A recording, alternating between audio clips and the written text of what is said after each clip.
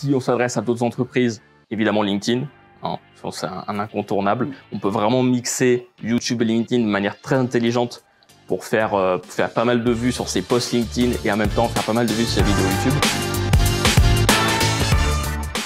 Bonjour Sébastien. Bonjour. Merci d'être avec nous du coup, pour cette vidéo sur comment booster sa visibilité en tant qu'indépendant via la stratégie vidéo. Est-ce que tu pourrais peut-être te présenter en quelques mots? Ouais, je m'appelle Sébastien, j'ai monté Somolto et du coup on accompagne plein d'entreprises, de l'indépendant à des entreprises B2B un peu plus grosses, à développer des stratégies de contenu vidéo et donc à parler régulièrement de leur métier, de ce qu'ils savent faire, de leur domaine. Donc super. Selon toi, du coup, par où commencer, en gros, quand on est indépendant pour lancer sa stratégie vidéo? Le premier truc à faire, c'est déjà de couper le mot vidéo. Parce qu'en fait, vidéo, c'est super large. Aujourd'hui, il y a plein de formats vidéo, il y en a toujours eu plein. Mais en fait, il faut vraiment essayer de rentrer un peu plus précisément de quoi on a besoin quand on veut faire de la vidéo. Parce qu'en fait, sinon, ce qui se passe, c'est qu'on va se retrouver à appeler des personnes, peut-être des prestataires pour nous faire de la vidéo. Mais ça va pas forcément correspondre à ce dont on a besoin. Alors qu'en fait, tu as de la vidéo peut-être pour les réseaux sociaux type TikTok, pour Instagram, pour YouTube, pour de la publicité, pour présenter ton activité, pour du témoignage client. En fait, tu vois qu'il y a plein de sous-domaines et c'est important de bien le comprendre. C'est là vraiment la première étape parce que si tu ne fais pas ça, tu te retrouves à faire quelque chose qui va peut-être pas forcément te permettre d'atteindre ton objectif. Donc, première question, c'est pourquoi est-ce que je veux faire de la vidéo? Où est-ce que je veux aller? Et du coup, par rapport à ça, quel est le format le plus adapté à ce que je veux faire pour atteindre ma cible? Est-ce que je veux parler régulièrement, prendre régulièrement la parole, auquel cas je vais faire des vidéos pour les réseaux sociaux? Donc, question suivante, c'est quel réseau?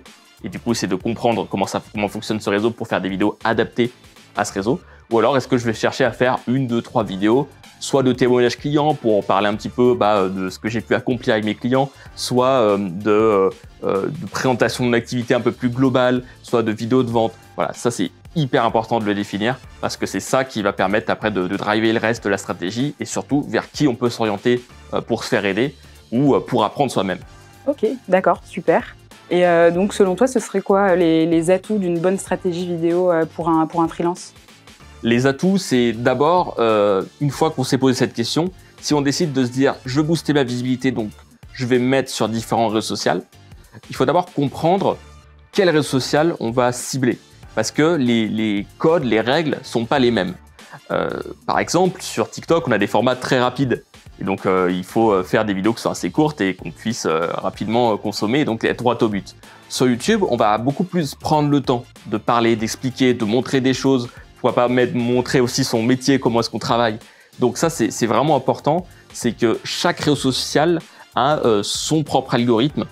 Il faut essayer de comprendre comment fonctionne cet algorithme parce que c'est de cette façon qu'on va pouvoir créer la bonne vidéo pour le bon réseau, quoi.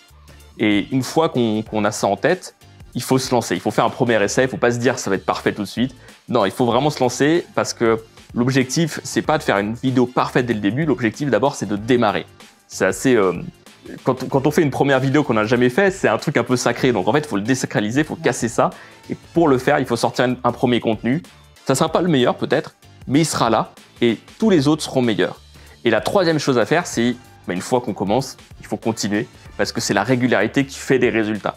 Donc si c'est sur du format type TikTok, il me semble qu'il faut publier beaucoup plus régulièrement. Sur YouTube, on a des clients nous qui publient une fois par mois et qui arrivent à faire des bons résultats avec une vidéo une fois par mois. Maintenant, si on veut aller plus vite, on peut faire une vidéo toutes les 2 semaines, voire une vidéo par semaine. Ça sert à rien, je pense, d'aller au-delà parce que avant, YouTube encourageait pas mal la quantité. Maintenant, c'est plus la qualité qui prime. Donc, il vaut mieux travailler ces contenus de la bonne façon et pouvoir les utiliser là-dessus. Donc, moi, ce que je recommande, c'est pour se lancer sur YouTube notamment, une vidéo par mois. C'est déjà très bien, c'est déjà un premier pas. Et puis après, aller dès que possible à une vidéo toutes les 2 semaines. Et là, en fait, au bout d'1 an, si on commence à publier des vidéos toutes les 2 semaines, on couvre tout le spectre de son métier. On montre plein d'exemples, on parle de plein de choses et on commence à agréger sa communauté. Et au début, c'est un petit peu difficile parce qu'il faut le temps que ça démarre. Mais petit à petit, quand on tient ce rythme-là, c'est là où il y a des résultats qui se passent. Et souvent, c'est pas du tout linéaire. C'est-à-dire que tu as des clients qui vont publier pendant 1 an et puis d'un coup, ça va redécoller d'un coup. Et là, les résultats vont être tripler, quintupler, multiplier par 10. Donc, il faut vraiment s'accrocher jusqu'à ce moment-là. D'accord, ok. Donc, il n'y a pas vraiment de règle non plus quant à la longueur, enfin la durée en fait d'une vidéo YouTube. C'est plus le contenu et la durée va être adaptée en fonction du contenu. Bah, ce que je te disais, du coup, c'était qu'il y a cette idée d'algorithme. Et donc, il faut comprendre, par exemple, que en termes de durée, si tu vas sur du YouTube, YouTube aujourd'hui veut des vidéos plus longues. Donc, à partir de 6, 7, 8 minutes. Et puis après, tu as des youtubeurs, ils arrivent à faire des vidéos de 4 heures et faire des millions de vues. Ça, si vous avez cette force-là, il faut le faire. Mais globalement, c'est ça qui est important, c'est de comprendre le réseau. Et sur YouTube, par exemple, ce qu'il faut, c'est un bon taux de clic. Donc, c'est ta vignette et ton titre. Ça, c'est la première étape, parce que derrière, tu vas pouvoir faire cliquer les gens sur ta vidéo. Donc, si tu as réussi à faire ça, les gens vont commencer à écouter ce que tu as raconté. Et puis après, il faut réussir à garder l'attention des gens sur ta vidéo. Donc, pour ça, il faut que ton contenu soit pertinent. Il faut que tu racontes des choses intéressantes qui vont éduquer, aider les personnes qui t'écoutent ou les inspirer aussi. Et puis, ton montage va te permettre aussi de dynamiser ce que tu dis. T'as pas mal de gens qui font peu de montage, ça peut fonctionner si la vidéo est déjà dynamique, mais rajouter du montage va dynamiser les propos et faire en sorte que les gens restent le plus longtemps possible sur ta vidéo. Si tu as ces deux éléments, un bon taux de clic au début quand on arrive et que tu arrives à les garder longtemps, c'est là où tu as vraiment tes vidéos qui vont commencer à décoller et à faire plus de vues que la moyenne. Ok, d'accord, super. Sur quelle plateforme tu conseillerais aux freelances du coup de diffuser ces vidéos, leurs vidéos? Alors, si on s'adresse à d'autres entreprises, évidemment LinkedIn, hein, c'est un incontournable. On peut vraiment mixer YouTube et LinkedIn de manière très intelligente pour faire pas mal de vues sur ses posts LinkedIn et en même temps faire pas mal de vues sur ses vidéos YouTube. On a fait toute une étude de cas sur ce sujet, on a testé pas mal de choses sur notre site Somolto. Et du coup, on a réussi à vraiment faire des posts qui ont fait 200 000 vues sur LinkedIn et qui derrière nous a apporté des milliers de vues sur des vidéos YouTube. Donc ce lien-là, il est faisable et il peut être très intéressant. Après, si on va plus avoir des projets plutôt B2C, Instagram, TikTok, etc., ça peut bien fonctionner. YouTube aussi fonctionne aussi très bien pour ça. Mais au final, j'ai tendance à penser de plus en plus que B2B ou B2C, c'est pas vraiment le sujet parce qu'au final, on utilise tous les réseaux sociaux. Donc en fait, il y a des gens qui peuvent faire des super vidéos sur TikTok qui vont parler à certaines personnes en particulier et donc après avoir des prospects qui peuvent arriver de cette façon-là. Donc je pense que c'est plutôt, quand on est indépendant, cette question, on a un temps qui est limité, on ne peut pas tout faire. Donc il faut plutôt se dire, ok, avec quel réseau j'ai le plus d'appétence, qu'est-ce que je connais le mieux, que j'utilise au quotidien peut-être. Et ça, c'est un bon point de départ parce que je pense qu'on n'en parle pas assez, mais effectivement, on crée du contenu, il faut aussi que ça soit fun, quoi. Je pense, parce que ça se ressent dans la vidéo quand c'est fun, quand on s'amuse. Et ça, c'est un point qu'on parle peut-être pas souvent, mais qui est hyper important. Et il faut que ce soit dans le processus, parce que ça se ressentira. Et la vidéo, ça permet de créer un lien de confiance avec les gens. Donc si ça se ressent, si on est passionné par ce qu'on dit, qu'on apprécie faire des vidéos, ça se voit et les résultats, ils sont là. Ok, d'accord. Et du coup, ça fait écho aussi peut-être à ma prochaine question, qui est quels sont les points de vigilance à avoir en tant que freelance dans la stratégie vidéo. Tu vas avoir notamment, j'imagine, le fait de choisir un média avec lequel on n'est pas très familier et avec lequel on n'est pas très à l'aise. Donc ça, j'imagine que ça en fait partie des points de vigilance. Ouais, il y a celui-là et il y a aussi vraiment le vrai secret, c'est vraiment la régularité. Et c'est tout bête, peut-être que c'est pas forcément ce qu'on veut entendre, on pense qu'il y a une recette magique pour vraiment décoller. Il y a des choses qui vont nous permettre d'avoir des bons résultats, mais dans tous les cas, peu importe le réseau, que ce soit du contenu d'ailleurs, que ce soit du contenu vidéo ou un autre contenu, mais c'est la règle générale, c'est qu'il faut être régulier parce que déjà on s'améliore et puis tout ça grossit au fur et à mesure. Et cette régularité-là, c'est le plus important et c'est le plus dur parce qu'en fait, quand tu publies pendant plusieurs mois, que ça a du mal encore à prendre, il faut déjà peut-être essayer de se poser la question, qu'est-ce que je pourrais faire de mieux? Peut-être s'entourer, discuter, aller lire des choses sur comment je pourrais améliorer mon contenu. Parce que voilà, si on fait un bon contenu derrière, ça fonctionne mieux déjà, tout simplement. Puis après, c'est dire, il faut que je le fasse régulièrement. Et des fois même, on peut avoir, moi ça m'est arrivé plusieurs fois dans le passé, un bon succès. Et puis après, on se démotive un peu, on se démobilise un peu après un succès. Et le problème, c'est qu'après, il faut au contraire reprendre. Et c'est là où c'est dur. Parce qu'en fait, si jamais tu as ton premier gros succès et qu'après tu continues, mais que tu as plus des résultats plus petits, c'est là où il faut vraiment rester motivé. Donc cette régularité, c'est je pense, un peu c'est la clé pour que ça marche. C'est vraiment capital.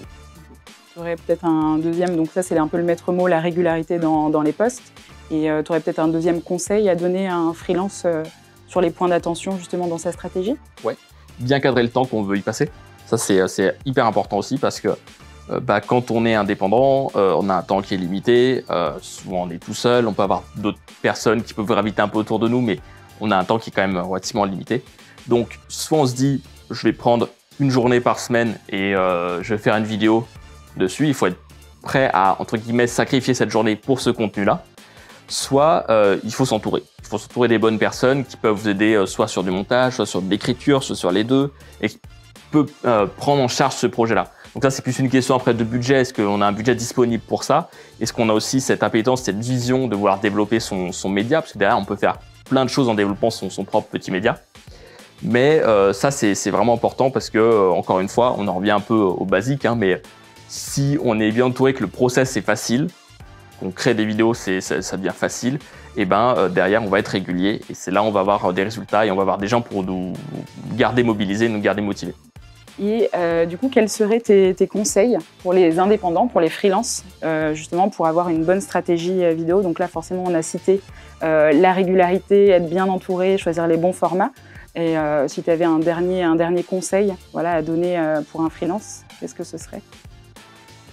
Le dernier conseil, je pense que c'est bien réfléchir avant de se lancer, même si à un moment il faut se lancer. Il faut aussi se poser la question de est-ce que j'apprends à le faire? Est-ce que je vais peut-être me former pour obtenir cette compétence? Ou est-ce que je vais commencer tout de suite à le déléguer? Souvent, on se dit si on l'apprend, on va économiser, donc du coup on va économiser du temps, on va le faire soi-même, ça va être sympa. Le problème de ça, il faut bien avoir en tête que ça prend du temps malgré tout. Il faut assimiler les compétences, il faut s'entraîner. C'est pas parce que tu te formes une fois que tu vas tout assimiler d'un coup. Donc, il faut vraiment faire pour progresser. Et du coup, en plus de ça, il faut produire les contenus. C'est-à-dire que si vous apprenez la compétence, mais que derrière, vous faites pas de contenu, vous sortez pas vos vidéos, vous allez stagner. Et finalement, cet investissement, il vous aura nourri, on va dire, sur le plan intellectuel, mais il n'aura pas forcément nourri votre boîte. Donc, il faut vraiment se poser la question de est-ce que je décide d'apprendre ça et de le faire moi-même et de vraiment de s'y tenir? Pourquoi pas le faire avec d'autres collègues aussi qui peuvent faire ça? Ça peut être un bon truc aussi pour se motiver à sortir et produire régulièrement du contenu. Ou est-ce que je commence à le déléguer? Il y a plein de possibilités pour la délégation. Il faut juste prendre en compte que si on fait appel à d'autres indépendants, par exemple pour déléguer du montage, ce genre de choses, il faut être quand même en mesure de bien les cadrer parce qu'on peut avoir des surprises où ça peut être, on peut mal se comprendre d'un format à l'autre. Par exemple, tu vois, tout à l'heure, je te disais qu'il y avait des formats adaptés à certains réseaux. Dans le montage, typiquement, tu vas pas monter les vidéos de la même façon. Donc, il y a vraiment plein de petites zones cachées où il faut faire attention. Donc voilà, il ne faut pas hésiter à s'entourer si c'est nécessaire. Et ça va derrière permettre de se lancer correctement. Okay. Et on a toujours tendance peut-être à penser aussi que c'est un budget d'avoir une stratégie vidéo, mais tu dirais que c'est quand même, il y a quand même un budget minimum, on va dire, à mettre dans sa stratégie en tant que freelance. Certes, on veut économiser, mais il y a quand même besoin d'investir pour une stratégie long terme qui est. Ouais.